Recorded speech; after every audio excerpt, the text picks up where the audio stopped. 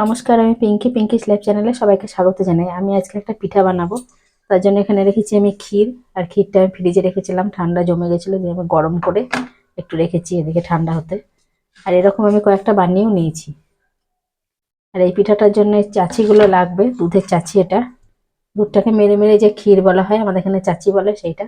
আর এখানে রেখেছি আমি আটা, যে আটাটা রুটি করি সেই আটা। প্রথমে আমি আটার মধ্যে একটু লবণ দিয়ে দেবো, লবণটা খুব সামান্য দেবো। আটাটাকে আমি অল্প অল্প করে জল দিয়ে গুলে নেব।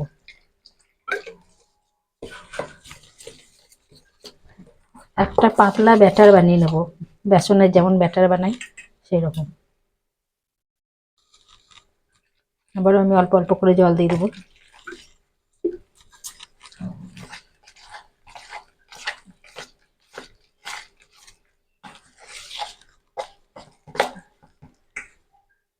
যতক্ষণ আমি আটাটা গোলাচ্ছি ততক্ষণ আমি এদিকে পিঠাগুলো ভাজার জন্য তেল গরম হতে বসিয়ে দেবো।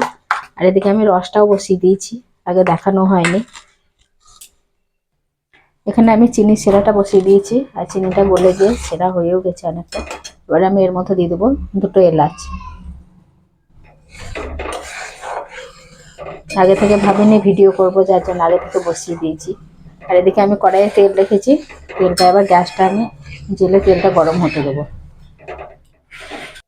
এদিকে আমার আটার ব্যাটারটা গোলা হয়ে গেছে, আর এদিকে চিনির শিরাটাও রেডি হয়ে গেছে। আমি গ্যাসটা অফ করে দেবো।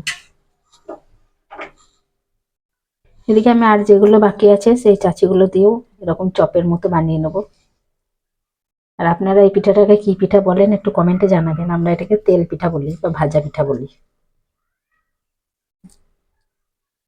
এরকম করে আরো কয়েকটা বানিয়ে নেবো, তেলটা গরম হতে হতে।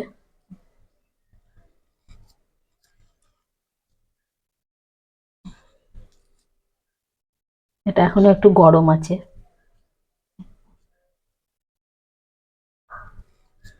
আমি বাকিগুলোকে একইভাবে সব বানিয়ে নেবো। সবগুলো আমার বানানো হয়ে গেছে, আর আমার এদিকে তেলটাও গরম হয়ে গেছে। আর এদিকে আমার চিনির শিরাটাও হয়ে গেছে, চিনির শিরাটা আমি গ্যাসটা অফ করে দিয়েছি। এবার আমি একে একে এগুলোকে নেব, আর এই আটার ব্যাটারের মধ্যে দেব, এরকম করে মাখিয়ে দিয়ে এটাকে তেলের মধ্যে ছেড়ে দেবো।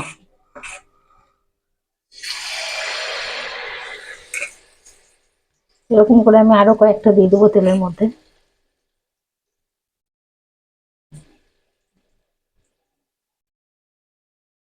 একটু আটাটা ঝরিয়ে নেব।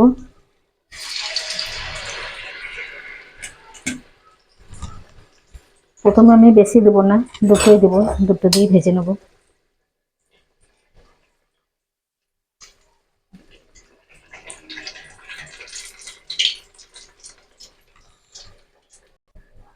পিঠাগুলো ভাজা হয়ে গেছে, এবার এগুলোকে আমি তুলে নেব। তেলটা ঝরিয়ে এবার আমি এগুলোকে রসের মধ্যে দিয়ে দেবো। কি সুন্দর হয়েছে দেখুন। এবার এগুলোকে আমি চিনির শিরার মধ্যে সঙ্গে সঙ্গে দিয়ে দেবো। চিনি শিরাটা একটু উপর থেকে দিয়ে দেবো। এগুলোকে 10 থেকে 15 মিনিট ভিজাতে হবে, তাহলে বেশ খেতে ভালো লাগবে। আরো কয়েকটা আমি ভেজে নেব। আবারও আমি একইভাবে ময়দার ব্যাটারের মধ্যে দিয়ে দেবো। একসাথে আমি দুটো নিয়ে নিলাম।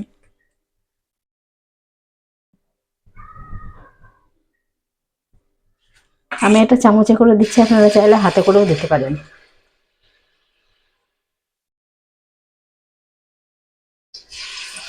এরকম করে আমি আরো কয়েকটা ছেড়ে দেবো। এবার আমি অনেকগুলো পিঠা একসাথে তেলের মধ্যে ছেড়ে দিয়েছি, এগুলোকে এবার একটু উল্টে পাল্টে ভেজে নেব। সবগুলো দেখুন একসাথে লেগে যাচ্ছে, সব একসাথে উল্টে দেবো। একে একে সব ছেড়ে যাবে তেলের মধ্যে। একটু সরিয়ে সরিয়ে দিলেই সব ছেড়ে যাবে।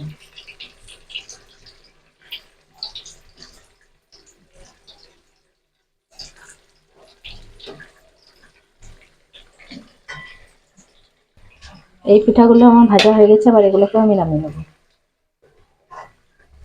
একটু তেলটা ঝরিয়ে নিয়ে সোজা চিনির শিরার মধ্যে দিয়ে দেবো। আর যেগুলো প্রথমে ভিজতে দিয়েছিলাম, যে পিঠাগুলো ভেজে, সেইগুলো অনেকটাই নরম হয়েছে, সেগুলো আমি তুলে দেখাবো কেটে।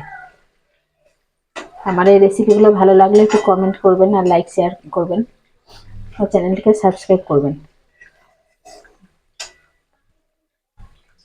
আর আপনারা এই পিঠাটাকে কি পিঠা বলেন একটু কমেন্টে জানাবেন।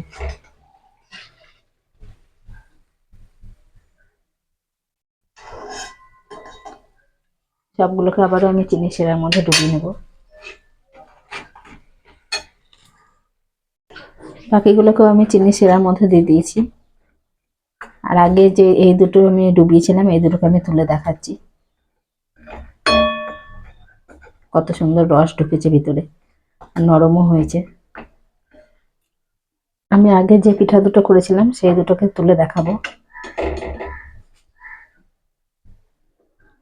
কত সুন্দর নরম হয়েছে, আরো কিছুক্ষণ ভেজলে আরো সুন্দর হবে।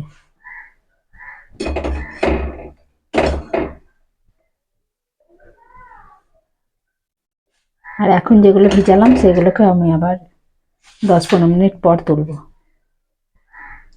এগুলো এখন ভিজালাম, দেখতে কত সুন্দর লাগছে দেখুন।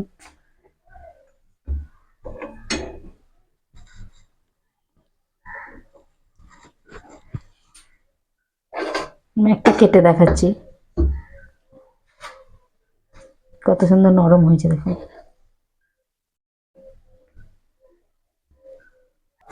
আমার এখনো অনেকগুলো ভাজতে বাকি আছে। এই দেখুন কত সুন্দর নরম হয়েছে।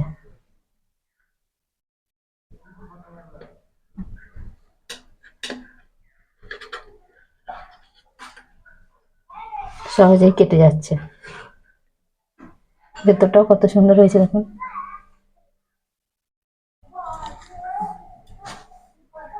ভেতরে পুরটা এরকম করে বাড়িতে একবার হলেও বানিয়ে খেয়ে দেখবেন, খুব সুন্দর লাগে এই পিঠাগুলো খেতে।